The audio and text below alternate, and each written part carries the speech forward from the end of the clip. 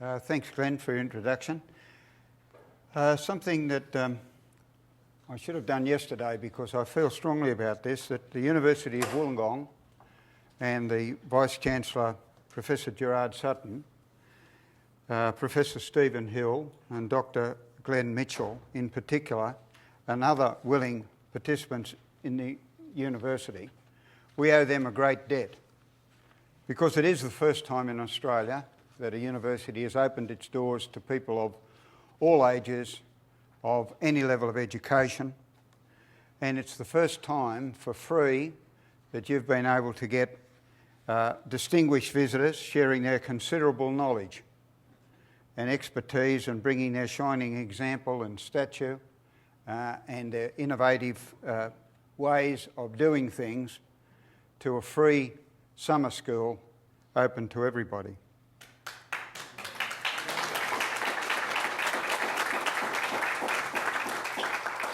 I think this is a shining example across Australia for participatory democracy, and I'm hoping that other universities will pick up the ball and run with it. And as I said yesterday, I'd like to see this as a permanent course. Corruption is an enormous subject, and I just ask you to reflect for 1 minute yourself. How would you define it? It's not easily defined, because it depends on the background against which you measure it. Something that we would think would be corrupt would be good, honest practice in Indonesia, as Stephen Hill would probably be very familiar with. Something that we think is corrupt, some members of the New South Wales police force would think would be good crime catchers, or what good crime catchers would do.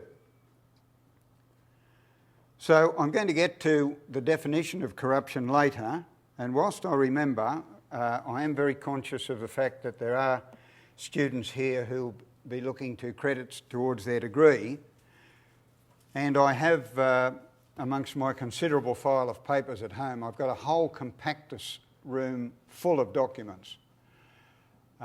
And out of those, I've selected some which will help in terms of your research, and Glenn has kindly arranged for those to be put into an electronic form so we can get them out to all the campuses along the South Coast and Southern Highlands, and for each of the students here, for everybody in fact, to make them freely available. And one of those documents is this Churchill report. Now, that was a report that I went to Sweden and Canada in '89. As far as I'm aware, I was the only politician ever to be awarded a Churchill Fellowship, and it caused a lot of debate at the time. I had some excellent referees in George Masterman, the first Ombudsman, Dick Kirby, former chairman of the Commonwealth Arbitration Commission, and Tony Vinson, Professor Tony Vinson, who will grace us with his presence later in the school. And with their help, I was able to get to these countries. Now, what happened there was very interesting, because I had, in the lid of my case, written down the barriers to the exposure of truth and what I thought structurally was necessary to overcome those barriers. So when I got to Sweden and Canada, I knew exactly who I wanted to see. I knew exactly what I wanted to ask. They were a bit fascinated by me. Sorry about that. They were a bit fascinated by me because I was coming in with really key questions based on experience, and I learnt a lot. And out of that came this Churchill report. As a Churchill Fellow, I could meet with whoever I wanted to, at any level in the bureaucracy or in the government. I'll just tell you one story. For example, when I met the Mayor of Stockholm, and we had this long interview about local government and how it works, and I said to him at the end, "Well, Mr. Mayor, what do you think is your finest achievement as the Mayor of Stockholm?" And he looked at me and he said, "You've got a fair chance of catching a salmon from any bridge in Stockholm." Now you think about that, and it tells you a lot about their attitude towards the city of Stockholm, the environment, the livability of their country. And I found some astonishing things which I want you to ask me about. But in that report, which will be in disc form and available, you will find an extraordinary amount of information on how courts can work, how courts can be supervised, how openness in society can work, how women can proceed up through the bureaucracy, and enormous number of women are heads of various major bureaucracies in Sweden. The openness and accountability there was a shining example. And I learned quite a lot from Canada.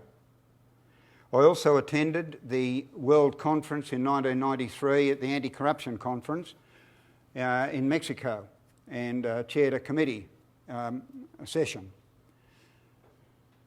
All the time thinking it's in Cancun in Mexico, a place that's really gone mad with development and where you can smell effluent in the bay. And in a magnificent hotel, I'm thinking to myself, I wonder which part of the mob owns this. I met people there from the FBI and all sorts of places. And so, built on this experience, then I have a particular attitude towards democracy and towards corruption, and I want to share some of that with you. If we're talking today about watchdogs, not just ICAC, and there are quite a lot of them. There's the courts, there's the Ombudsman, there's ICAC, there's the Auditor General, the Australian Securities and Investment Commission. You don't have to write all these down, we'll have these in notes. Parliamentary committees, the Equal Opportunity Tribunal, the Administrative Appeals Tribunal, Anti-Discrimination Board, Royal Commissions and Special Commissions, magisterial inquiries and departmental inquiries. Why do we need them? You know, that's the basic question. I remember as a school teacher thinking one day, looking what a marvellous day it was outside, and I'm thinking to myself, what the hell have we got 1,000 kids caged up in here for? See, it's a way of thinking. You go right to the grassroots. Where are you at? One would think that you elect your MPs to do all those things. That's their job. Your councillors are supposed to do it. Your ministers are supposed to do it. Your public service is supposed to do it. Your courts are supposed to do it. Your police are supposed to protect your liberties and your safety and engender good community spirit. What the hell's gone wrong if none of these people do their job, and you have to have this other layer then of all these watchdogs necessary to tell you or to do for you what the people you elect are not doing for you? So I've mentioned MPs and ministers and the public service. And what about the party? What about the political party? What about the members of the political party? Where did the ideals go? Where did the branch decisions go? Where does the annual conference go? And the fact is they're all fixed. And anybody that's tuned into the political scene knows they're fixed. Pre-selections are fixed. Conferences are managed. They know exactly what's going to happen at the conference. The chairperson knows which buttons to press in the audience and which not to press. All of that's fixed. So I've mentioned all of these watchdogs, and I've left out the most important one, or altogether the most important one, and that's you.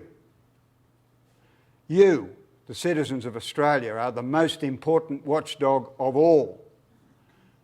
That's your role in society. That's how I feel about my role in society. And you can develop this power with one word: integrity. Integrity, your personal integrity, and the integrity of the case that you pursue and the evidence that you put forward to support it.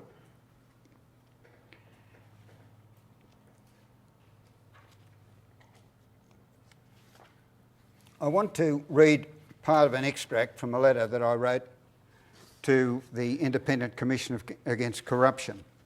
But before I do, amongst these papers, I hope I can find a series of headlines. These are headlines from recent Sydney Morning Herald. You see, you don't have to go very deep. You've just got to keep an eye on what's happening and follow your particular interest. Labor lobbyist emerges as $60 million developer, referring to former federal MP Gary Punch. In the same article, Mr. Nogarotto said, quote, "Our clients use Gary Punch from time to time, given that I, as a former Liberal, have little, if any, access or influence with the Labor government." You don't need to go any further than that. What the hell is it all about? Next headline, Graham Richardson is paid $5,000 per month by property interests. The Sydney Morning Herald of the 19th of the 10th, just a month or so ago, revealed that, quote, invoices show Mr. Richardson had earned $264,000 as a lobbyist to Medicines since 2005. The same article says, quote, consultant to the planning department reprimanded for contact with Labor lobbyist Graham Richardson was given his $667,000 job on the basis of a one-page letter from Richardson to his planning boss, Sam Haddad, after the department failed to tender for it. Quote, as part of his job, he managed the controversial proposal by developers Ron and Roy Medish to rezone lands near Badgerys Creek. This is Planning New South Wales style. Another heading. The observers had been Labor advisors. This is on the 15th of October last. All the observers at the meetings between Richardson and Haddad, who's the head of the planning department in Sydney, if most people are aware of that, all served as political advisors in ministers' offices. So they're there as independent advisors, these people. 5,000 access to Labor ministers, 30th of the 10th last month. 5,000 access to Keneally, Rosendale, Joe Tripodi, Carmel Tabbott and John Robertson. Richardson quoted on the 24th of October, I don't have to talk to ministers, I can get things done by other means, unquote. On the 3rd of the 8th this year, heading, Tripodi opens the door for strip club boss. Bold, another heading from the Ombudsman, official behaviour unethical. It's on the 23rd of last month. What amazes me about that last headline is that here's the Ombudsman saying, decrying the fact that senior public servants in the planning department in Sydney were meeting with developers over coffee, without independent observers, without taking notes. Now, two things struck me about that. In 1996, after I got out of Parliament, I appeared on a platform with Barry O'Keefe, who was the former head of ICAC. He asked me to speak on how public servants keep themselves safe. That was my topic. And of course, there's some very obvious things to do. And one of the obvious things to do is that you never meet somebody who is seeking a benefit over and above the general benefit unless you've got somebody else with you who is independent and can attest to the fact that the meeting was proper. That's if you decide to meet them at all in the first place, which I question. The second thing is that you must keep careful diary notes. Third thing is that the file must be up to date and the notes be on that file as well as in your diary. The next thing is that if you feel uncomfortable, then in writing you notify your superior. Drop it on their lap.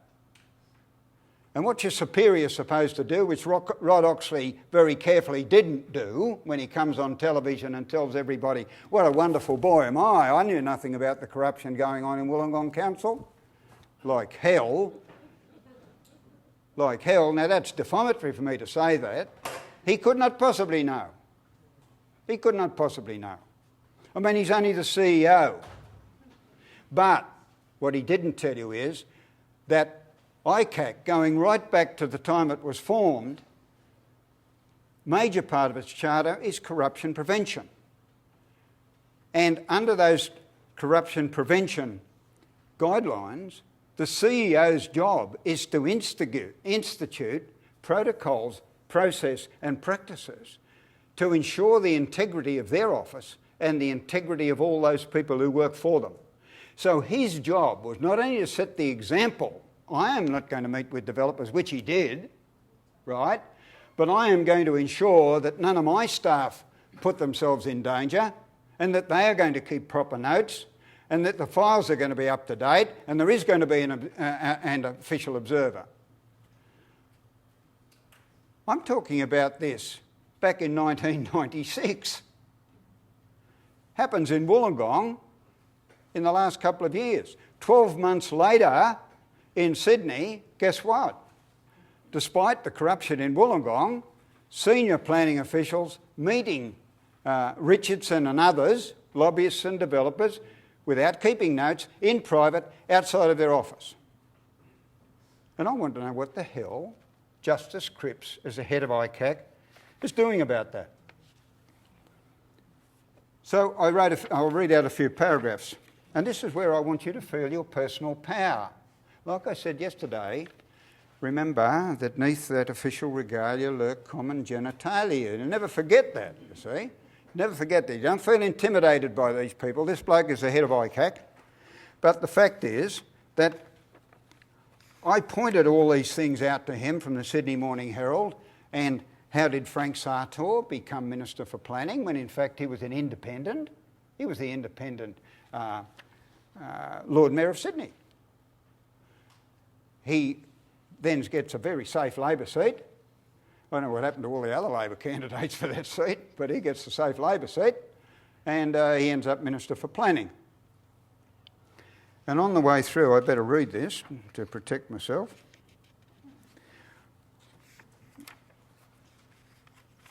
On the way through, the Sydney Morning Herald reports this.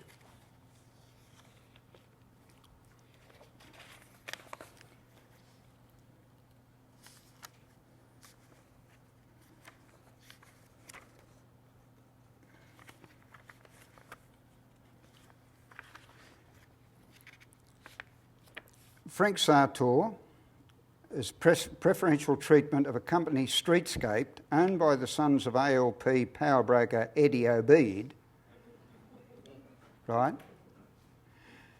And the Sydney Morning Herald says on July 08 this year, July last year, the remarks of Justice Rogers when he dealt with this case, quote, Streetscape had the inside running with counsel, unquote.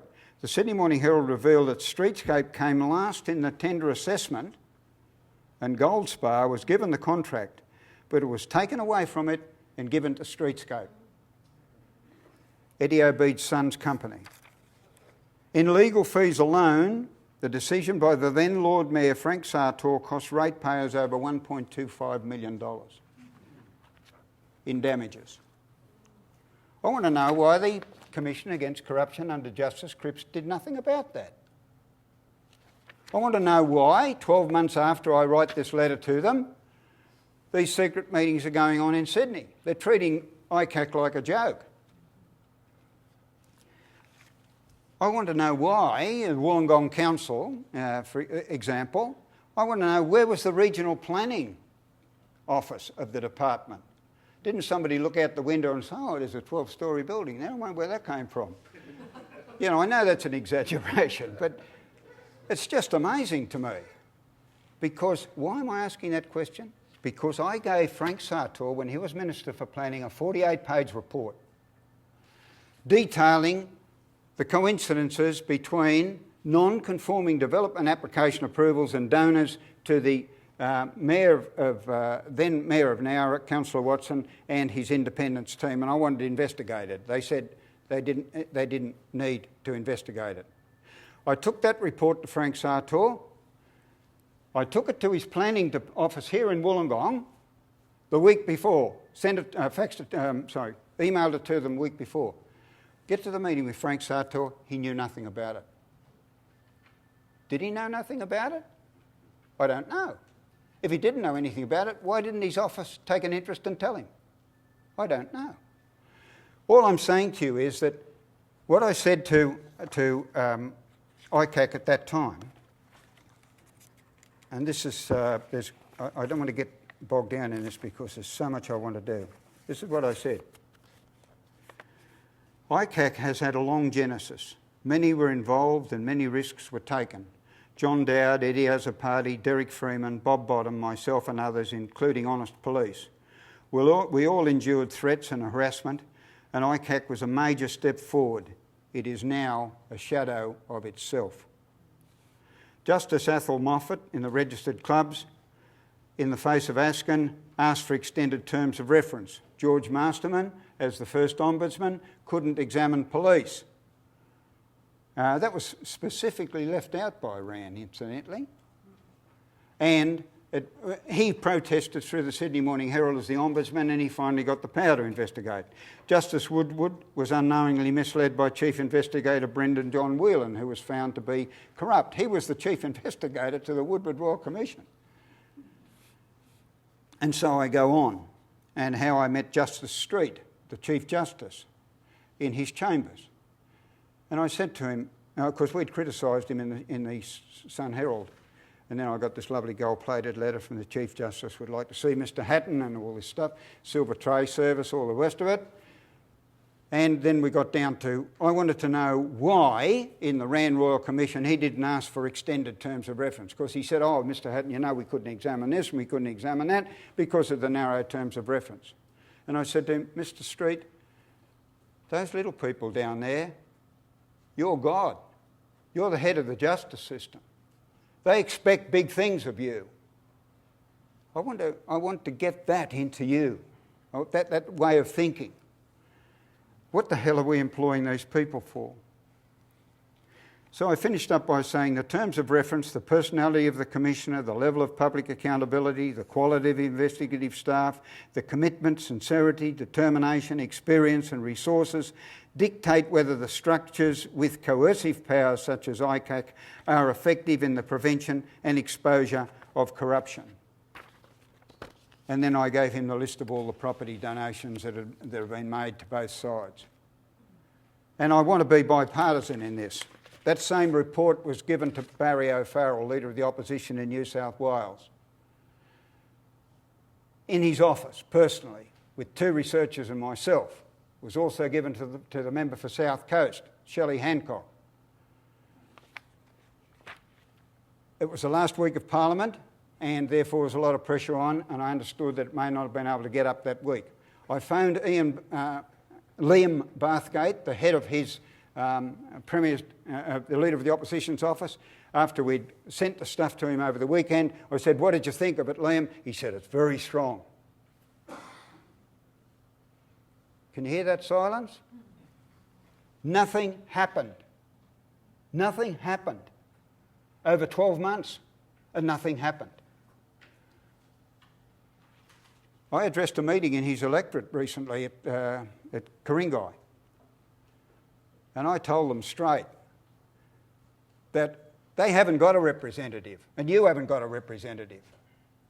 Maybe I haven't got a representative. If these people are not on their feet, fighting these injustices, pointing out that these people are not doing their job and that they're not doing their job, then we're in serious trouble. So I come back to where I started, that you are the most important anti-corruption force in your community. Follow your interest, whatever it happens to be, whether it's in health, building approvals, or whatever you like, planning, whatever your interest is. Keep your newspaper cuttings, or look them up on file, and you will see a pattern of events that I saw when I first entered Parliament in 1973. I believed in the system. It was the Askin government. And I sat in that place for 3 months, and 2 and 2 made 5 so many times. I began to realise that the place is corrupt. I know from police that I've spoken to who monitored meetings between people of different political parties at the top. And I'm telling you, corruption is passed on from top to top in New South Wales. Why is it that the only group of people that have effectively taken on this corruption in the development and a planning approval process in New South Wales has been the Greens? And they're the only ones that did not receive any donations from property developers. So when we're talking about watchdogs, we go right back and say, why are they necessary? And the fact is, they're not necessary if your Member of Parliament, if your councillor is doing their job. They're not necessary. And let's talk about councils for a few minutes, because Ted Mack's a really interesting man to talk with. As you know, he was Mayor of North Sydney. He set up precinct committees. He had precinct committees looking at development applications. He opened all the files of council to anybody that could walk in. You could walk in, you couldn't photostat them, you could take notes, you could read them. He said that those files, because people are coming to council complaining about something which affects other people, or they're seeking some benefit, that ought to be public property.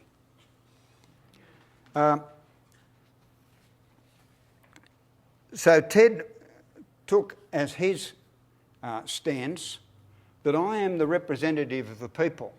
And one of the first things he did, and Peter McDonald is the Mayor of Manly, former independent member holding the balance of power with Clover Moore and myself, he took a leaf out of that book, and that is, don't have the mayoral office in the council building because you are not a part of the administration.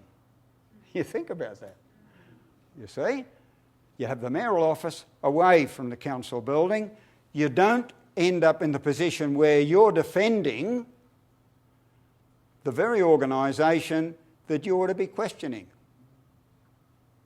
that you ought to be probing for the common good and representing the people who elected you to ensure that the bureaucracy deals fairly, properly and competently with the stuff that's coming to you as an elected representative. Now, I'd never really thought about that.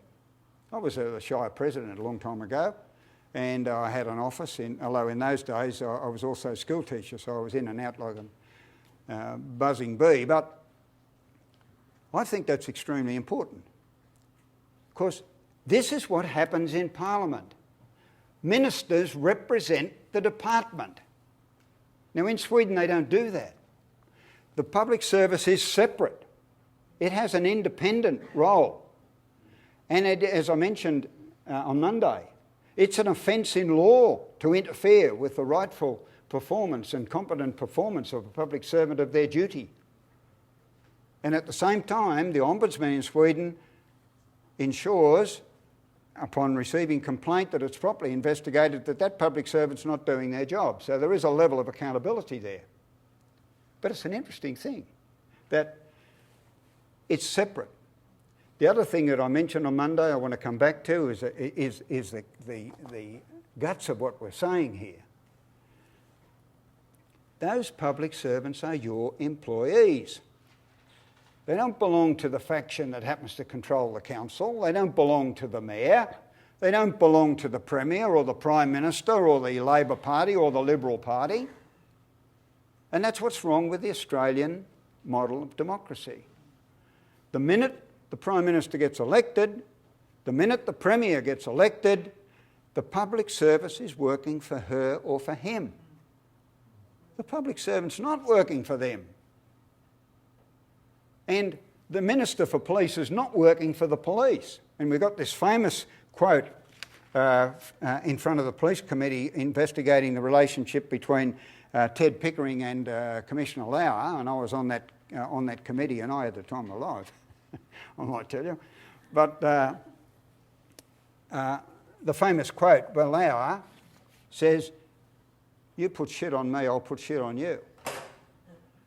Now, I don't like that language, but I said that in the Parliament. This turns the parliamentary system on its head when the head of a government department, in inverted commas the police department, can threaten a minister.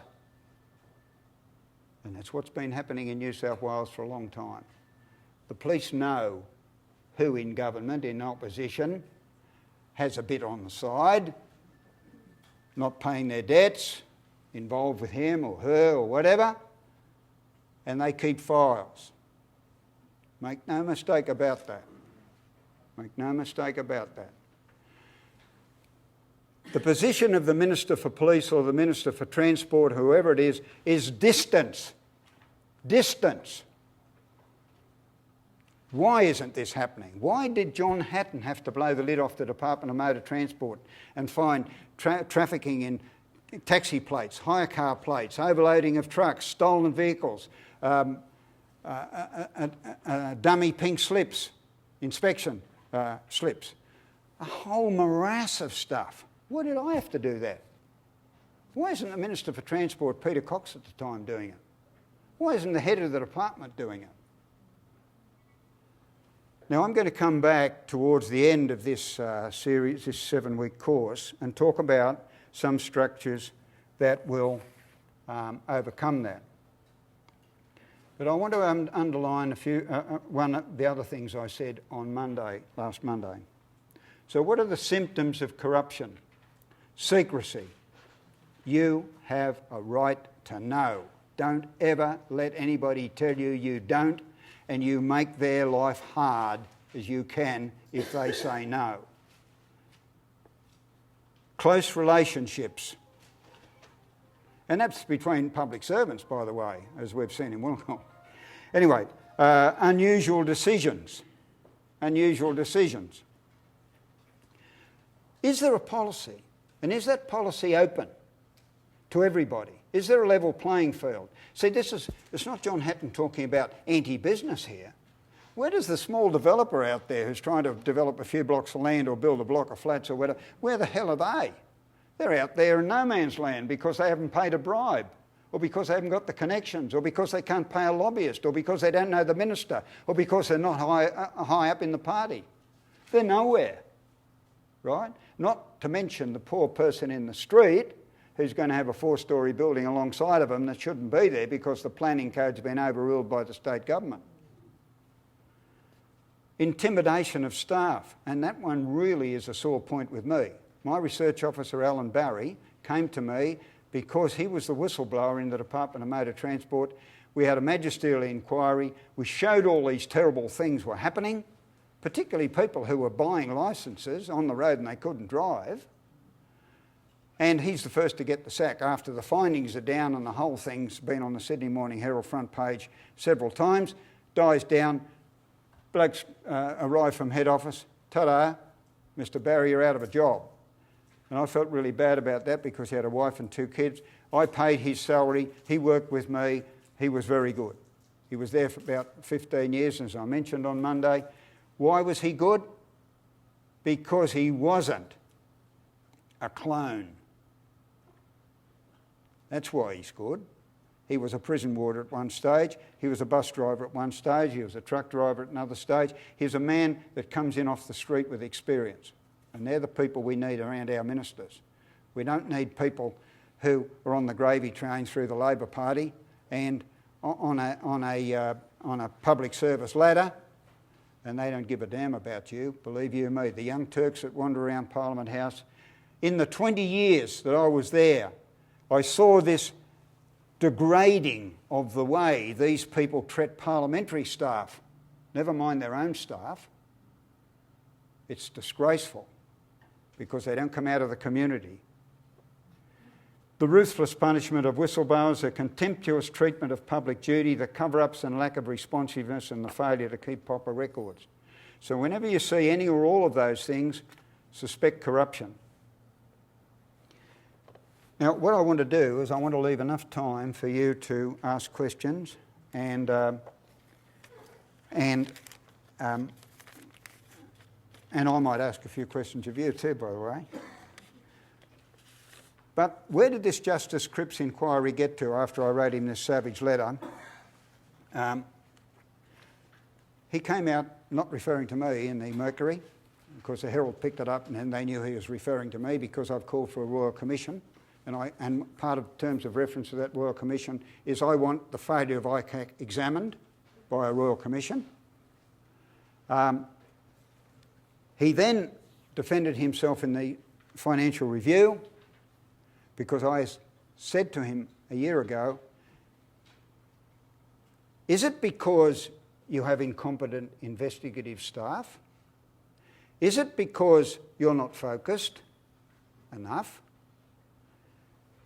Is it because you don't have the resources? If you don't have the resources, speak out. It's in the letter here, it's a dated letter, I can read it to you. 12 months later, he's defending himself as he leaves the commission and says he didn't have enough resources. Much to my surprise, Temby, the first ICAC commissioner, and others came out, Adrian Roden QC, came out and said, you do have enough resources. So that leaves this whole question over ICAC. Not only is it not doing its job, but the question I'm asking is, why isn't it doing its job? Now, I can't make improper references to Justice Crips or anybody else, but one of the reforms I want to see, as in Sweden, is that if you've got people in these positions of power, whether they be police commissioners or whether they be royal commissioners or whether they be heads of independent commissions against corruption or any of the Auditor General, for example, and the Auditor General's a ripper, very, very valuable. Auditor General are very valuable people. They ought to be appointed, as they are in Sweden, by acclamation of the House. That is, if you're the Parliament, then you together appoint the watchdogs, not the government. And you can work out the rest of that equation for yourself. If you leave it to the government to appoint the watchdogs, where the hell are you? If you leave it to the Minister for Police to appoint the police commissioner on a recommendation to Cabinet, where are you?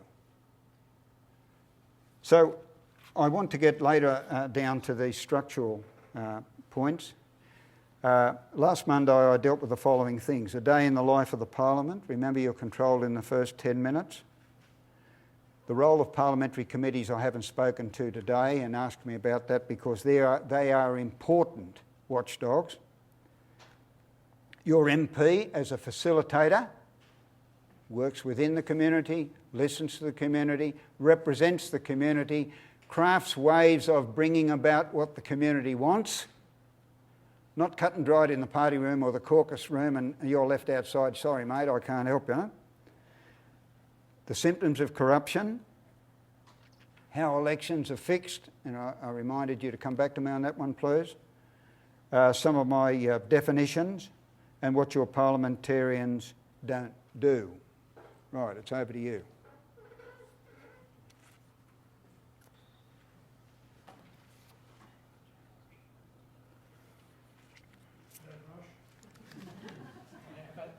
Okay, come on, let's go. Somebody up the back was first, yeah? Would you like to use the mic so that people in the outs don't... I'm sorry, but you'll have to do this. So that the people in the satellite campuses... Is that okay? Can you hear enough? Yes. Yeah, I'm just wondering, just have a question about whether you think there's a relationship with corruption and really the whole culture of bullying in the society, that there's such a blind eye turned to bullies, in college, workplace, schools, and, it's been going on for so long. People say, boys will be boys, that's just the way it is, don't be a wuss, and so much blind eye is turned. And then we wonder why these bullies end up in these critical corporate positions and think they can bully. You mentioned intimidation of staff. And I'm just wondering, could there be some kind of program where there's more attention to anti-bully programs in workplaces and schools and communities? What's pardon? Yeah, the question is, is there a relationship between corruption and a culture of bullying? Well, the question is, the answer is obviously yes, because where does the bully get their power from? Either from their size in the playground, or from their aggressive personality, and they're the ones that can't shine through in the parliament, of course, in their work for aggressive personality. Their position in society, their wealth and influence. Now, all of those, of course, are major players in corruption. You wouldn't have corruption without them. So the answer is strictly yes. There's a direct relationship. So one of the ways you attack corruption, of course, is to ensure that there's a counterbalancing weight against the power and influence of bullies.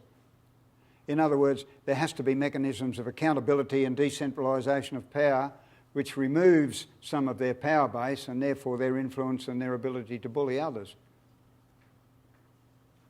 That applies to Parliament as it does to the playground. Not that there's much difference. Answering the last question, John, how do you fix elections? How do you fix elections? Yep. Well, we'll deal with that. We'll deal with that as a separate subject, but very quickly. Remember, I mentioned pre-selection.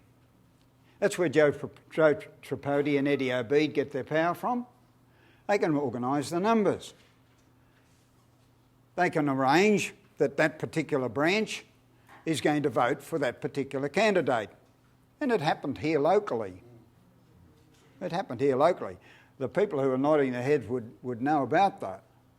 But I would like to know, for example, without making any derogatory reference, I'll make that quite clear, how Noreen Hay became elected. And you might like to look at that. But Joe Tripodi can organise numbers as Richo could do. They're known as the numbers people in the political parties. And they're in all political parties. And they can determine whether a person becomes a member of Parliament or not, because you owe your pre-selection to the fact that they can organise the branch numbers to ensure you get pre-selection, and they can organise the branch numbers to ensure you lose pre-selection. They can organise the numbers within the parliamentary party to ensure that you get into cabinet or vice versa. And so you get the left and the right, and you get a coterie of people who can put Rees into power as Premier, and they can remove him just as quickly. Frighteningly quickly. It's got nothing to do with the electorate at all. Second way to rig elections. I was going to come to this. There's a separate paper written on this, the fact that elections can be fixed. But as I mentioned, in the Senate, if you can't vote for 70 candidates, 1 to 70, then you tick the box.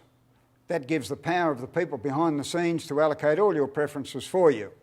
And so they stitch up all the deals, and you're an innocent party to that. In the upper house, list system, New South Wales, done exactly the same way. And if you want to look at the behaviour of some people like Fred Nile, for example, who rely on preference flows, examine their behaviour with a bit of knowledge as to how the preference flow helped them to become a member of the upper house or remain a member of the upper house. And of course the influence of unions, and of course the influence of major private enterprise in organising people into the upper house. But the list system, we've got a better system in our upper house than many places actually, because at least you don't have to vote for the whole lot of them. At least you can vote for 1 or 2 or 3 or 4 and still cast a valid vote. But there are some ways that elections are fixed anyway. Yep. What about Shoalhaven and all these other people? Are they go for it? Okay. You mentioned Noreen Hay and the local election up here, but it boils down to one of the best and worst of the world. For example, down in Watchdog, they didn't give the members the community free vote, democracy, because they wanted to stack, they wanted to put in Jones, you, but it boils down to where does democracy come in? Do we get the best person, or what happens when the rank and file over that, and I put in someone that people really don't want, and Jones is a better candidate? Where do the people stand in regards to democracy and ransack and all that? What do the people do? Well, I'd say this quite clearly to you, and many people deride me for saying this: abandon the party political system. I really mean that. Now I want to look at that because that's a big statement. That's a big statement. If the party political system worked the way it was supposed to work, I could support it.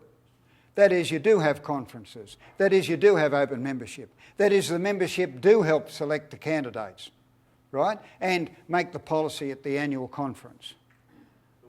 But it doesn't happen anymore. In your case, the locals did elect or did try to appoint somebody they wanted to represent them, whether it be ALP or whoever it is, doesn't matter. Head office says, oh, we don't want that person. Your vote doesn't count, ours does count. So you've got a very small group of people who are determining who the member for that electorate's going to be. Now, when the party political system is corrupted to that extent, and it is very, very much so in the Liberal and Labor parties, take away the power from head office and from the Joe Tripodis and from the Eddie Obeeds. How do you do that? Stand 3 or 4 independent members in that electorate and let the electorate sort out which of those 3 or 4 independent members. Because I'm telling you, it's my direct experience, whether I agreed with the independent members or not, and we often disagreed strongly, but we agreed on the principles of accountability and openness, right? But you can have a parliament that will work on principles. You don't, this myth that the press go on with, that it destabilises government, it is not true. It is not true. You can have policies made up by a group of independents, and you can have stable government. You can have the sorts of things that the Parliament don't do now: monitor expenditure, monitor freedoms, have freedom of speech, ensure that the justice system is just, etc., etc. And that the parliamentary procedures allow people of all opinions to express those opinions freely, and that the chairperson, the Speaker of the House, is truly an independent referee of the Parliament. I know it's a small example, but the Parliament of Northwest Territories, where I went to the Parliament of Northwest Territories in Canada, it's a Parliament of 26 independents. No parties at all. It's only a small territorial council, I know. But what I found was interesting. They did have cabinet secrecy, even though they were independents. They did have cabinet, right? But they were independent. And so you get this peculiar mix of the cabinet made up of independents and putting forward policy positions, and then the Parliament voting as independents and individuals on those policy decisions. And often the numbers would move and change according to what policies were and how they affected their electorates and so on. So I'm very interested in looking at that basic question because we have no alternative. The political parties are going to have to sort themselves out or be wiped out. I really mean that. And I intend to spend the next few years doing something about that through community empowerment, encouraging good people, no matter what their views are, to sign the pledge of mechanisms of openness and accountability, because that's all I want from them. Then I know what's happening. Then I know whether I'm going to vote you back in or not. At the moment, I don't. Yep. Oh, we've got somebody up the back first. Now, I'll repeat the question. Thank you. I'm interested to know why ICAC pursued Wollongong Council when they've been presented with information, say, on John Hatton and other councils. What was it that encouraged them to go and investigate at Wollongong? What was given to them to make them do that? That's one question I have no answer for. The question was, why did ICAC pick on Wollongong? And why didn't they investigate Shoalhaven? And why didn't they investigate other councils? Well, they did investigate other councils, and I have a list here of the 26 or so investigations. Wollongong was one of a number of councils that they investigated. Shoalhaven wasn't, right? But of that 26 or 28, and I could read them out if I find the document to make it precise, but of the 26 or 28 investigations in recent times, they were all into councils and government departments.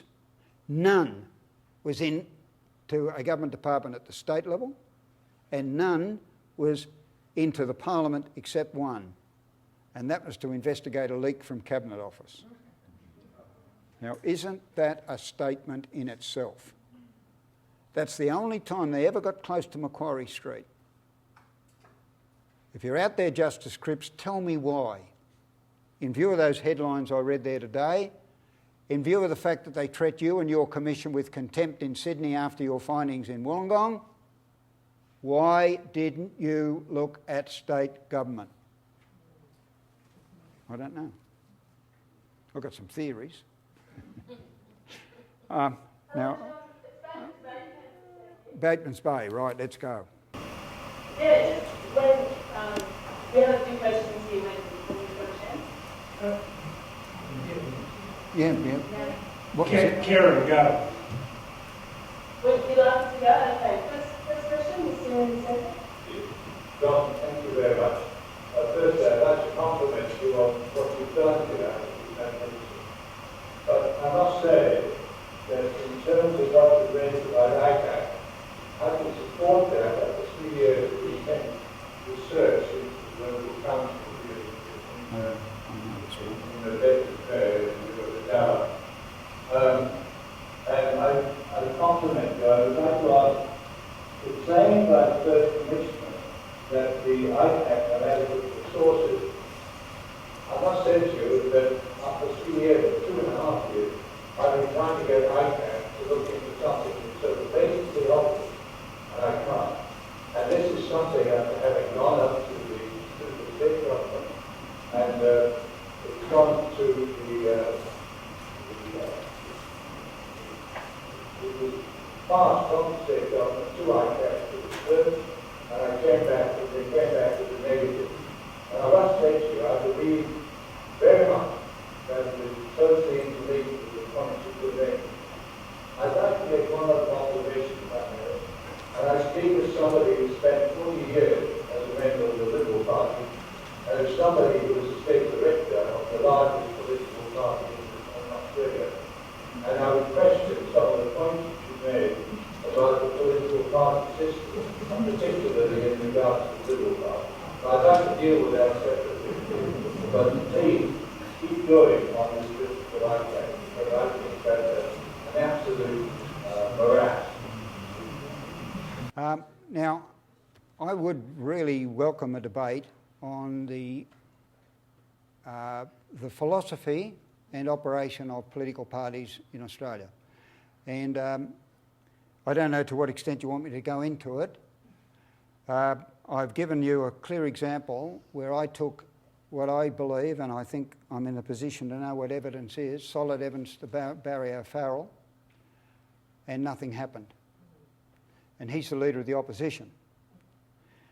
I think there's very clear evidence, and in a paper I'll make available in the Auditor General's report in 2006 of the shocking waste and mismanagement under the Howard government. If we're going to talk about Liberals, let's talk about it for a few minutes. That paper, which was carefully researched, was sent to all major players in the 07 election. I got very little response. But if you're talking about the effectiveness of political parties, then you need to answer the Auditor General's report in 2006, and I refer you to a couple of matters. He found that in the Taxation Office there were $3 billion worth of errors. in the taxation department, $3 billion. And that the taxation department had not begun to address those until he asked questions about them. In the Department of Defence, he found $1.1 or $1.2 billion worth of stores, ordnances, ambulances, trucks, equipment could not be accounted for. Over $1 billion worth of stores could not be accounted for. Now, I don't specifically blame the Liberal Party for that. This wrought in the Department of Defence as being going on for many, many years. The wastage is extraordinary. And you only have to go back to Beasley's time and the, what was the name of those submarines, for example? A total fiasco. A total fiasco. What I'm saying to you is that if the party political system was doing its job, that would not be allowed to happen, because that is why we elect them. We elect them as our watchdogs to ensure that the public dollar is being properly spent, properly allocated, properly accounted for. And that does not happen at any level of government in Australia, and that includes local government. So when I question the parliamentary, the political party system, then I can zero in on Labor and the shocking waste, and you don't have to go any further than the Department of Health in New South Wales. But let me be fair there. When Collins, the Liberal minister, was in as Minister for Department of Health, a woman comes to me in tears. Her husband was an ex-POW from Shanghai. He had died. When I went into that case, I found that Royal Prince Alfred Hospital, I went there and I found that people were defecating in the showers and urinating in the hand basins. These are heart patients in one of our leading hospitals under a Liberal Minister, Collins, right? And because there weren't enough toilet facilities and the medication they were on gave them this problem, and that people like Ian Bailey, a heart specialist, the fellow who saved Packer, for which I jokingly say I'll never forgive you, but I got to know Ian well. And he and others had to make the agonising choice that if you were the heart patients, we can only deal with not the serious, but the very serious, but the critical. And they had to make the decision as to who was going to risk death and who was going to be treated. And that was in the Royal Prince Alfred Hospital. But you know what the cruncher was? When I went there, I found, and Ian told me this, and said, come and have a look at this, John. There's a whole ward. Toilet facilities, modern facilities, brand new, lock on the door. Parliament's not doing its job. I can answer that in spades, because the thing about me is I'm close to the ground. And when a woman comes to me in tears, I want to know what the cause is of a husband's death and why he's not still alive when he served his country. And I'm moved by that. And I find that bloody ministers are not doing their job. Is there a better example than the New South Wales Police Service, for heaven's sake? So I understand that you can... What I'm saying to you about being a loyal member of the Labor Party or a loyal member of the Liberal Party is that Howard was allowed to run the Liberal Party as his own personal fiefdom and to hive off the small L Liberals until you got the disgraceful situation you've got now. The right wing of the Labor Party was able to run the New South Wales Labor Party as its own personal fiefdom and hive off those people who wanted to talk democracy and a fair go. That's what I'm saying. If you want a political party system, then clean it up. Otherwise, vote independent. That's the message. John, can I ask you, can I go back to the basic premise? Is it now that corruption in its widest definition is becoming more and more accepted? Has it grown during the last 50 years to the point of being generally accepted, particularly amongst the younger generation? Because what I see very frequently, and my primary interest is local government perspective. One, people say, when you mention politics in local government level, they say, what on earth would you want to get involved in that? Yeah. And secondly, they say, it's going to happen anyway, so there's not much that we can do. Particularly amongst younger people. That is a very serious and difficult question to handle. The only way I've attempted to handle that is two ways. By example, to say that if you're a person of courage and commitment, you've got reasonable intelligence and you're a bit psychiatric like me, then you can set an example. And I'm asking you people to do that. And I've met some very, very fine men and women who've set examples, and I'm very proud, and I get special electricity when I shake their hands. Because they're people that have put up with a lot and stood up. So that's the first thing. The second thing is that we've got to change the culture at the bottom. And this I think Stephen Hill can talk on with a great authority, particularly in coming from a Southeast Asian perspective. But I'm going to put in electronic form a paper that was presented at the World Conference, Anti-Corruption Conference in Mexico, which I attended in 1993, and it's called Social Development as an Anti-Corruption Strategy. In other words, there's no easy path, but there is a way through social development that you can develop an anti-corruption culture. And there are a number of I don't know how we're going for time, but there's a number of strategies which are stressed in this paper, which I think I'd probably better let you look to them yourselves. But if I had to attack one single goal, it would be defamation law. Defamation law, as I mentioned in passing on Monday, it's the greatest ally of corruption in our society, where you can't get up and say that you genuinely believe that so-and-so is corrupt in a public official, because it's going to cost you a lot of money, even to get to the court before you decide whether you're going to win or lose. It's going to cost you a lot of money. And it's become so complex and intricate that I've been through defamation, by the way, twice, so I know what I'm saying here. The best example, of course, was the Chief Magistrate, Farquhar. I said he was corrupt. I was asked on live television what I said about him in the Parliament the night before. I was covered in the Parliament, of course, and I said, yes, he is. I was in court.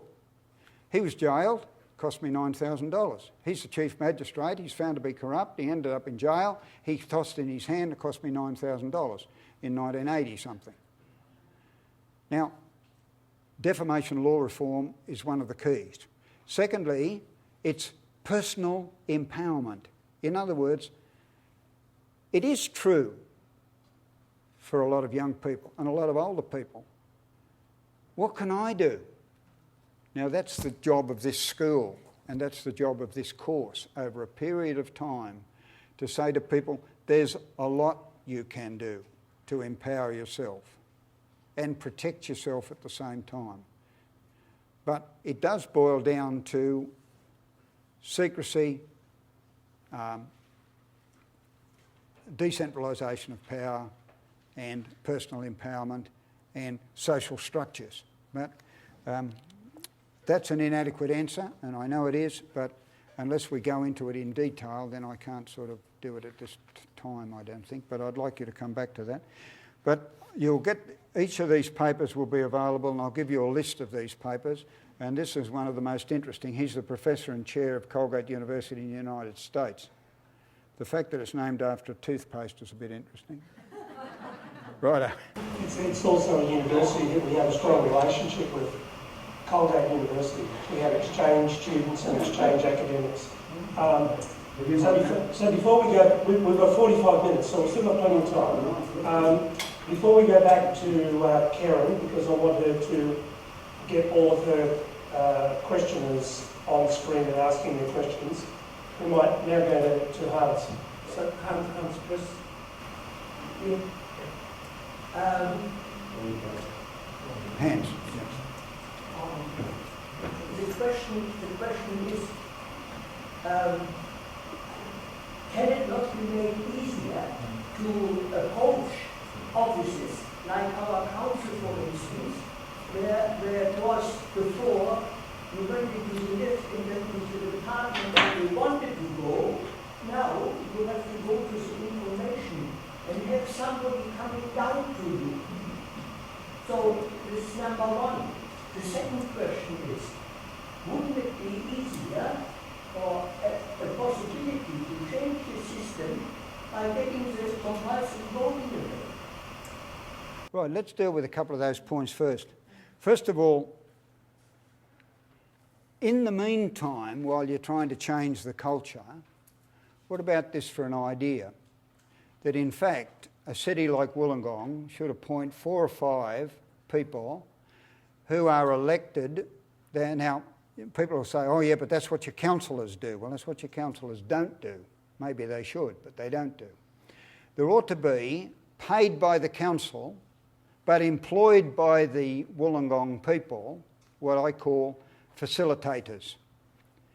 If you've got an open door policy in council, the Local Government Act was crafted to try and overcome this problem, that it can make a council unworkable. If people can walk in off the street, then how's the health inspector going to get on with their job and the engineer on their job and this, if they have to constantly come down to the counter and they can't, it cannot work that way. Particularly if the community is an empowered community and everybody wants to have a go. A number of structures are shown to work. In North Sydney Council under Ted Mack, for example, the precinct committees did have power. Right. And they did make recommendations, and usually those recommendations were adopted by council. So once you give, and this is a part answer to Harold Hanson's question earlier, once people feel that they do have a say, then the negative attitude falls away. They say, what can I do? It's no use. And it's true, because there is no structure which says to the people of Dapto or Warilla that in fact you really do have a say in how you'd like Warilla to look in 10 years' time or Dapto to look in 10 years' time. We are actually decentralising the power from the council down to you as a precinct committee on a non-party political basis, and there's one of your major problems in local government, the party politics in it. And in fact, developers, as in the case of North Sydney, used to go to the precinct committees and discuss their developments with them because they knew that that's where a lot of the power rested, you see. And so those people felt empowered. The other idea of the facilitator, or if you like, a council ombudsman, is that that person is employed by the public, cannot be told what to do by the general manager or the mayor or the council.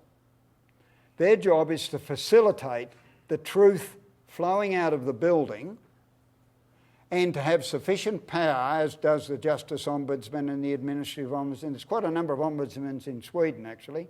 The most powerful is the Justice Ombudsman. I'll come back to what sort of power that person has got. But to actually go to the newspaper, go to the Mercury and say, well, not necessarily naming the citizen or the citizen group, but this complaint was given to me, I investigated the council and I struck a wall of secrecy, and I'm putting out a neon sign telling the people of the city that I struck this wall of secrecy in the engineers department or in the health department or some other department. But that's what you would expect of your councillor to do, you see. So look at the question of facilitators. Look at the question of community secretariats or precinct committees. Now, Clover Moore is struggling with that for a city the size of Sydney, trying to set up neighbourhood committees. Because the fact is, if you haven't got a neighbourhood, you've got nothing. And what we've got at the moment is neighbourhoods being destroyed hand over fist. So, look, I'm not standing here and saying I've got the answers, but I've given it a hell of a lot of thought, and there are some real structural changes that can be made. And they're not world-shattering. The secret is the councillors you put in there must believe in what you're saying. Not suddenly we're the experts. Just because we were elected yesterday, we suddenly become the experts.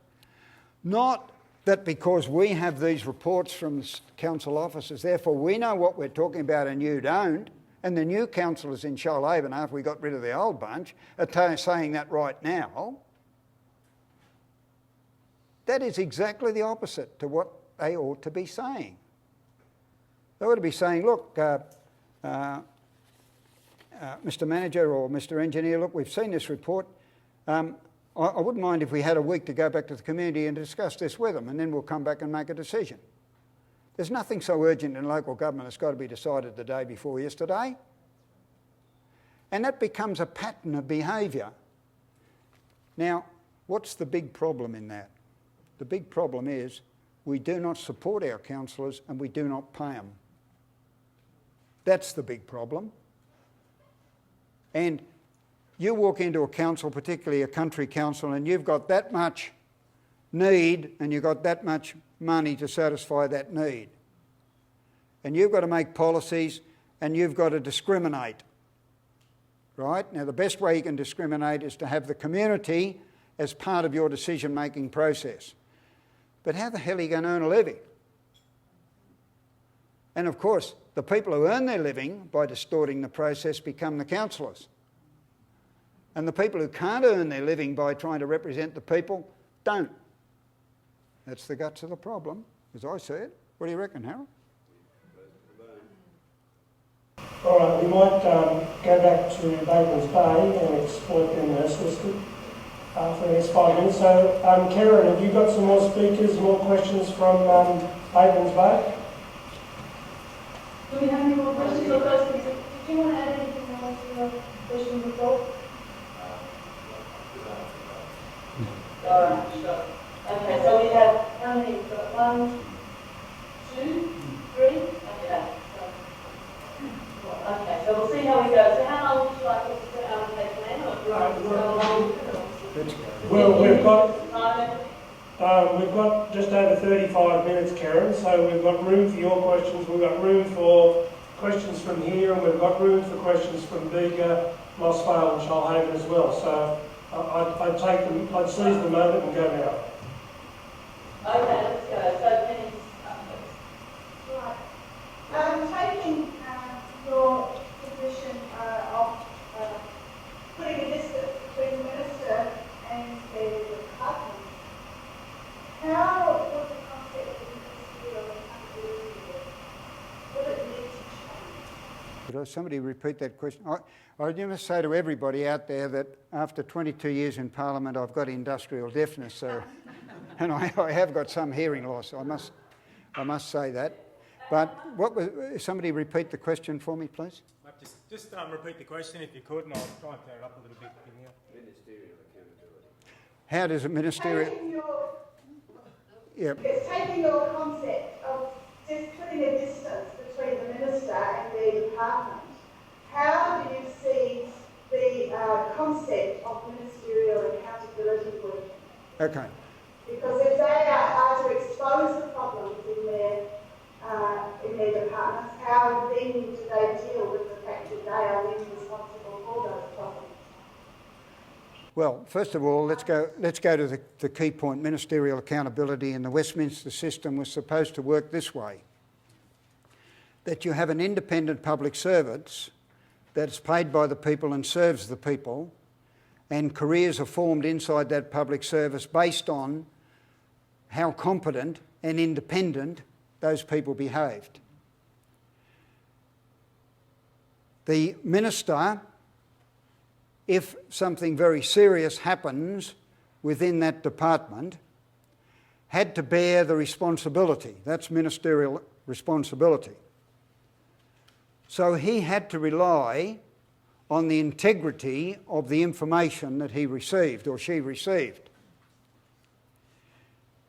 The convention, until probably 30 years ago, was that if the minister misled the parliament based on the advice of the senior public servant, the minister resigned and so did the senior public servant. In other words, there was a joint responsibility. The head of that department advising the minister, and this is what we've got to get back to, has to run a department where he or she can rely on the integrity and impartiality of the people who work in that department and their competence, so that the advice that he or she gets as the head of the department to then brief the minister, he or she can have confidence in, because their job depends on it. See, that's very important. Their job is their head and their reputation. Even if they didn't have to resign, their reputation is damaged if they cause their minister to be embarrassed because the information was flawed, or in fact a lie. So the minister then bore the responsibility. What happens now? Many of the people who direct the public servants are ministerial appointees. They are employees of the minister. And the minister can make or break their career. They're in a 5-year contract. And I know a certain mayor who used to say to members of a council staff, listen mate, we've got the numbers on the staff committee. Don't have to say any more than that. In other words, when your contract comes up, it may not be renewed. That's where the system's been distorted. Ministerial staffers now, often coming in, who work for other ministers as a part of the Labor or Liberal Party structure, or from industry, came in and exercised authority over, in a partial way, over what was supposed to be an independent public service. And it went right off the rails because the minister got the advice the minister asked for, not the advice the minister wanted. He may not have liked it, but in the old days, the head of Treasury, whether it was Menzies as Prime Minister, and he was a very strong and commanding Prime Minister, he got advice from the Treasury he may not have liked. Stiff cheese. That's what the books tell me, Prime Minister, that from the budget position of this country, if you impose that tax or you relieve that tax, this is going to be the effect. If you're going to do that, that's a political decision. You handle the fallout. You make the policy. We'll give you the facts. Now, that's ministerial accountability which has been totally shot. And we had a local example here where Minister Pickering, who lived in the Wollongong area of police, resigned because he'd advised Parliament wrongly, and the Commissioner keeps his position. And I pointed that out in the Parliament. That just turns the whole thing on its head. If you've got two careers resting on the quality of that information, it'll work. It'll work. The other thing I'm suggesting is this, that in all contract public servants, and I'm not particularly in favour of contract public servants, I was at the beginning, but now it's manipulated, it's been able to be manipulated. But a clause in that contract public servants contract should be, thou shalt facilitate whistleblowing, freedom of information, free speech within the department.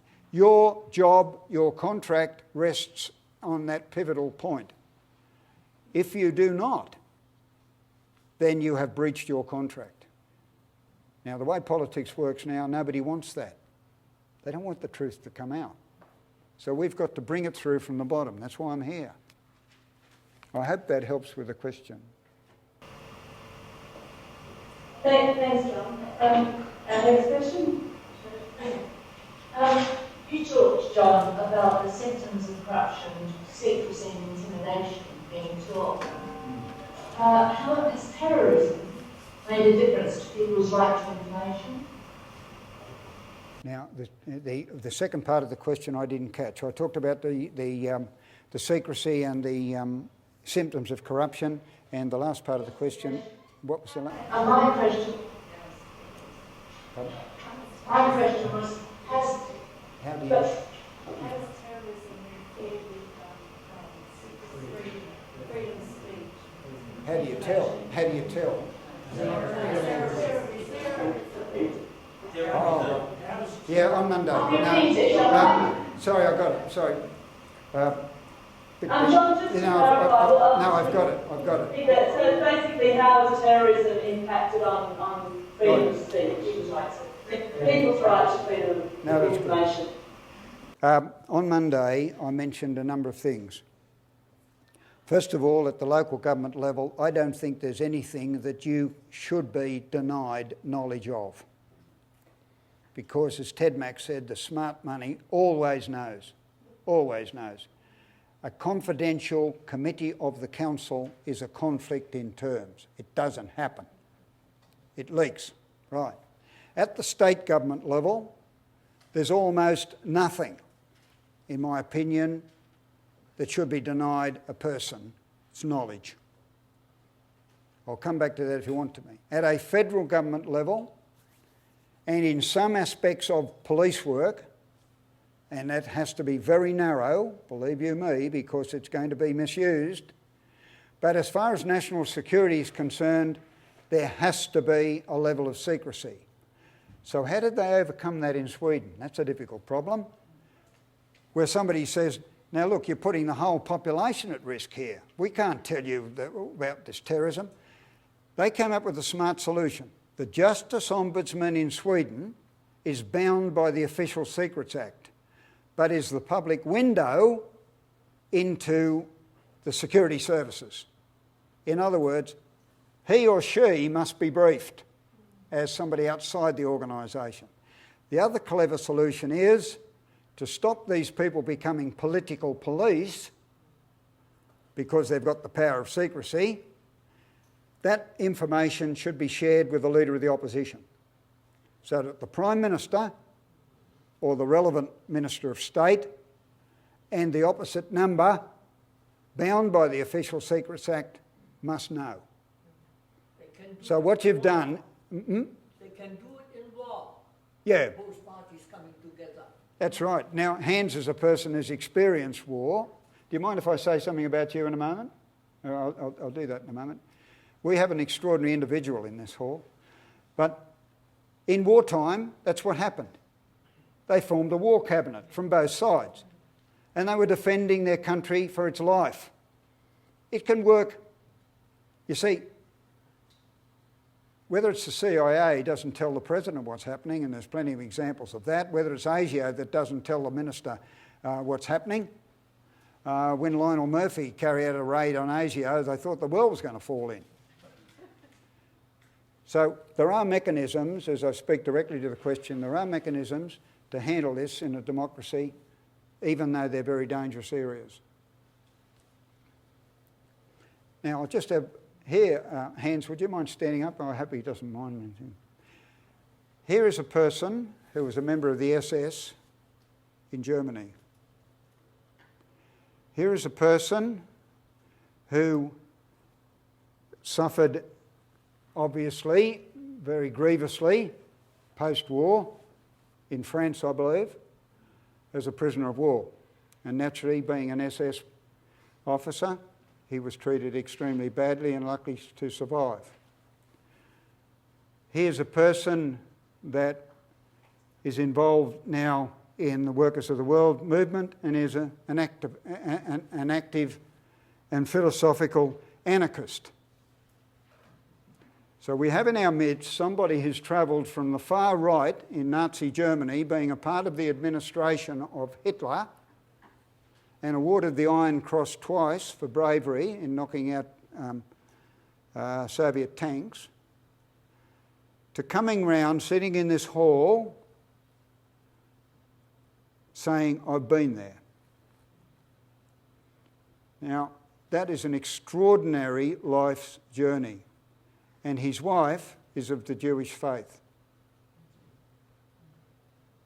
So what we have here is an example of how a person's mind can be trained to think one way, read political party, and be trained to be a questioning, active, good citizen,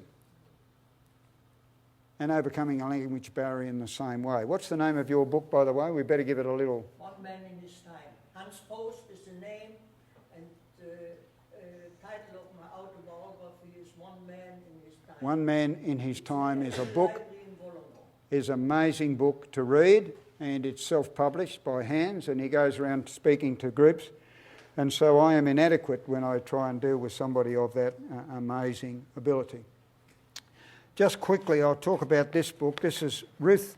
For those of you who are senior citizens, don't admit it, I don't. Ruth Richmond, 67 years of age, decided to do university course, first time in her life. Becomes an MA, Master of Arts in Creative Writing. She comes to me and we talk about doing my biography. She then does a Master of Arts in Political Research. She's in her 70s by now. And she becomes a Master of Arts in Political Research. And she produces this book called The Stench in This Parliament, which is a line out of one of the speeches I made in Parliament. Now, obviously, because I didn't write the book, I don't agree with it all. But the last thing I need to tell you is that it's a not-for-profit book. The royalties go to the Salvation Army, and if ever it gets into profit, we're about 30 grand behind at the moment. But it's going all right. If ever it gets into profit, she's got a public purpose in mind for that, and that's the public purpose is not named, but the fact is that it's mentioned in the front of the book. So I brought some books today in case you wanted to buy them, but I'm going to read you one of my poems out of the book. It's called Parliamentary Question Time. Backbenchers flock and settle to see the battle, told what to say, permission to ask questions without notice. An obvious farce, a lengthy answer to the Dorothy Dixer. If the answer is relevant, the question isn't. Pecking order, Premier Rooster, opposition leader, pretend combat. The enemy is envy behind one's back. Play the gallery, strut the stage, act the sage, melodrama, cheer the leader, abuse and heckle, the theatre is real. A lie of ministers, a contract of servants, place of no principles, Judas disciples, party strategists in control, questioned without notice. Get real. Only a fool would risk it all. The executive locks up democracy. Its curtains for transparency. A parliament of trivial contention. The public is out of the question. Okay, now more questions. Karen, do we have any more questions from Fabled Bloke? Well, yeah, we just quickly discussed that, and yes, I've got one student with a burning question, which we'll try and keep as brief as we can, because we understand it's throughout the canvases to get around to. But yeah, Carrie's got a question also. Really quickly, Mr. Hatton, I'm Carrie Flower, I'm an art student here in Bakers Bay. My question is, I'm trying to become one of these people that are an example or making an example. I've come to the point, when do you get to the point from your experience where you start belting your head up against a brick wall and saying you just can't do any more to help the situation that you're in? I've come to a situation, I've been in it for 2.5 years. I've written to ICAC, I've done the whole role through ombudsmen, Parliament, I've done everything. I'm still getting the same response from ICAC saying that they will not investigate our local council because there's lack of funds. Where do you go if you don't have funds yourself to take local council to court, like most of the community doesn't? And even as a group, they're not willing to risk it, knowing that council will, they will take any case to court just to prove that they're right. I don't know if that's the case in every local council, but in our local council that is the case. And I'm also in a predicament where I actually am involved with the local council as well. So I'm sort of under scrutiny from both sides, but I just don't know where else to go. What do we do? I've been in that position many times, and it's no coincidence that it took 14 or 15 years to bring about the Police Royal Commission. The first answer I can give you is, where's Andrew Constance in this? He is your local Liberal member. If you did approach him, were you able to summarise your case with supporting documents, with the first 2 pages summarising your allegations and pointing to the document or the statement that supports the allegation that you make? Secondly, if you were able to do this, did you ask him to bring it up on the floor of Parliament? What's the point of bringing it up on the floor of Parliament? Yes. The answer.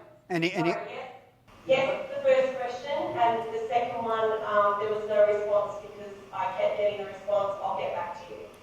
And that seems to be the case. Every department, ministers of health, ministers, everyone just says, send me an email, and then they never get back to you.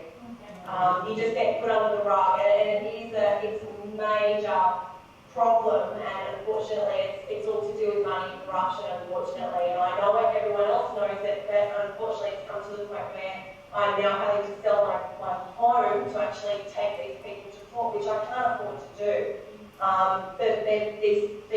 It has split the community up where I live because of the corruption, and it just seems like everyone has a little piece in it, but no one's willing to do anything. So as a community member and trying to get the community together to support me, how do you go about it when everyone turns their back on you, and it's a major issue?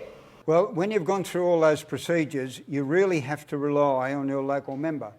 And if your local member is not prepared to support you, then you do whatever you can on your local radio station and in your newspaper to let everybody know that that is the situation. That's as much as you can do, except there's one other piece of advice, and that is, how many people are there in your circle that have run into a similar problem with Eurobodalla Shire Council? If there are a number... Pardon? With that particular issue? No. Any issue? No, on lack of openness and accountability in action. Really, these are the things. You've got lack of openness, lack of accountability mainly, and lack of action on behalf of your elected councillors and your elected state representative. Okay. Really, you need to form a group of allies. Are there people in your community who have had similar experiences? If there aren't, you may be on the wrong tram. But I'm certain that there are, and consequently, you need to form an alliance of people who can then add strength, not to your particular case necessarily, but to the fact that your local representatives and your public servants are unresponsive. Now, that's the only advice I can give you. There's no easy way out. Right, no, I'm having, thanks for that, yeah, that's exactly what I'm trying to do, unfortunately, with people coming together in the community as well, and it is one thing that's very hard to do in my situation because I am so time restrained. The other issue as well is obviously affordability money, and another issue is that people are being, once groups are formed, sometimes it comes to the point where corruption takes over once again and groups are split up. Due to that corruption. So that is another issue within the community. So if you form groups, you get these groups organised, but then the people that you're fighting against, local council, whoever it might be, they actually come in and corrupt the people within your group, and that splits your group up yet again. So you're back to square one, and after 2.5 years, I've been going around in circles. So I've done everything that you said. I've gone to media. It's just same thing. I don't seem to be getting anywhere. But I mean, I appreciate your advice. That's wonderful. Well, that's right. Okay. Now, yeah. Can you use a microphone, because I'm quite certain. Now, can the people in Bateman's Bay hear? That's the question. John, following on from that lady's speech there, I had a similar problem with Mirabella Chairperson. It's probably going over, overall probably over 10 years. I'd like to speak to that lady. If I can get her name and address, I'd most certainly like to write to her and contact her and maybe talk about it. Well, I think that could be done through the head of Bateman's Bay campus or through Glenn. What's the situation there, Glenn? Karen, Karen, can you send me Kerry's email address whenever you can, and I will give it to this gentleman over here. Yeah, sure. John and we didn't actually catch the last speaker's point. Maybe the people in the Wollongong particular need to know that you need, for us to hear your entire conversation, you need to hold that button down while you speak. Okay. So we had a little bit. Okay, Karen, the gentleman said that he had experience with Eurobadala Council for about 10 years, and on the basis of that experience, he would like to speak with Kerry. Oh, great. All right, thanks. Well, so we'll put them in touch. Yeah, thanks. All right, that's it from us here, ladies. Thank you. Can I suggest a Chinese wall here? If this sort of thing's coming backwards and forwards, people may want to keep their privacy and so on, then there is a gatekeeper here, and they decide whether they want to release their names or whatever. But let me go back to Eurobadala Council. I used to represent that area some years ago, and I ran consistently against problems with people who come up and talk behind their hand and tell me all sorts of things, and when I asked them for documentation, they wouldn't give it to me. But the evidence was so consistent that I decided that I was really going to get stuck right into it.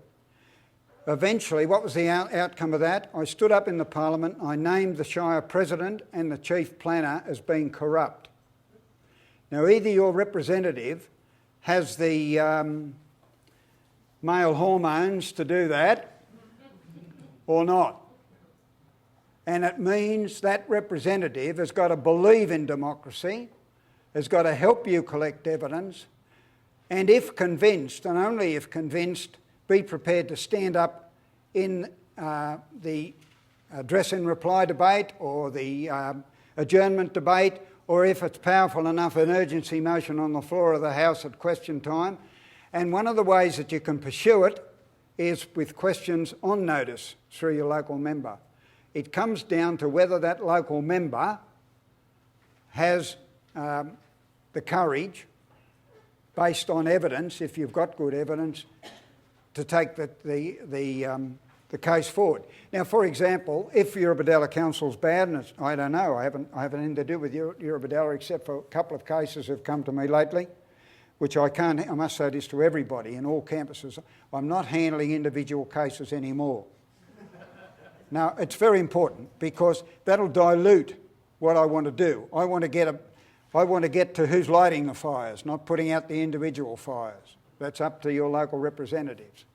But if there's serious problems in Eurobadala, then it's up to your local member to call public meetings and ask people to come and talk with him about that and set about evidence collecting himself. Now, that's what my office used to do, and I employed a person out of my own pocket to do that. Collect evidence. And if the evidence stacks up, stand up in the House and do something about it. And it can be a progressive thing, like putting questions on notice and like chucking rocks over the wall, and you see what happens when the rocks come speeding out or what sound they make when they land. You can get a fair idea about what's not happening or happening. And questions with notice. Adjournment debate, where you've got 10 minutes to say what you like about anything in your electorate. Bring it up in the party room, letters to the minister, letters to the newspaper signed by the local member. Now, this is what local members are for. Now, if you're not getting anywhere, then another piece of advice to everybody in this room and all the other rooms, this is extremely important for your own health. Try and get a degree of separation from your problems. I've been there. I've been to the stage where I've walked up the end of the street and I've walked into the bush and I've cried because the stress is too great to carry. There is a way to handle that. And the way to handle that is, okay, it's my problem, but it's not my problem. It's affecting my life, but it's not affecting my life. It makes no sense until you think about it in this way. That problem I'm going to compartmentalise. That is not a problem, it's a challenge. It's like somebody who says, this is a puzzle. See if you can find the answer. Try and disengage your personal hurt and feelings from that. Look at it as dispassionately as you can and get other people who help you look at that problem, not from an emotional point of view, but a structural point of view. Then you can get a certain amount of relief from stress because it then becomes a sort of a mathematical problem or another type of problem. It's not your own personal burden. And you'll be surprised how you'll be able to come up with some way of attacking that problem which you never thought about before because you've been too emotionally involved. Now that's advice based on 50 years of activism. Okay, we have, given that we've got to get 30 people from this room into a tutorial room, which is in another building, we've got about 5 minutes left. So I think, as I said at the beginning, this is a slow burn subject. Probably slow burn means rolling snowball. Lots of opportunities to keep these questions going. You've got at least 2 other ways other than asking questions. You've got email, which you can now use to your effect, and you've got the discussion board on the POL340 online site. Who's going to answer the email? Oh, just don't try. So I think we have one more question from Wollongong before we wrap up for today. So you might want to. Yeah, I'm from Shell Harbour area, but I'm a graduate from Wollongong University. But my concern is we did all of the talking to each other a bit, but then Shell Harbour Council undertook a memorandum on community activists in the area and undertook also media campaign to suggest they were vexatious complainants. Later on, sent letters to people like myself saying we were not vexatious. Documented some bridges going in and out of life, vexatious. So there's been real issues with what's been happening, and there's also they go about it. My concern is mainly the corruption planning process, and I'd love to see better review processes and easier access to information on the internet. And I too feel like where we go after everything I've done with significant reports. We've got an airport which is owned and operated by Shell Council, and the decision-making process with them as well. We've got people auditing the process, which are real estate businesses, which are also utilising developments at the airport that they themselves audited as an incitement to selling space adjoining the airport for their own business. Okay, so just briefly for the other campuses who I guess didn't hear that.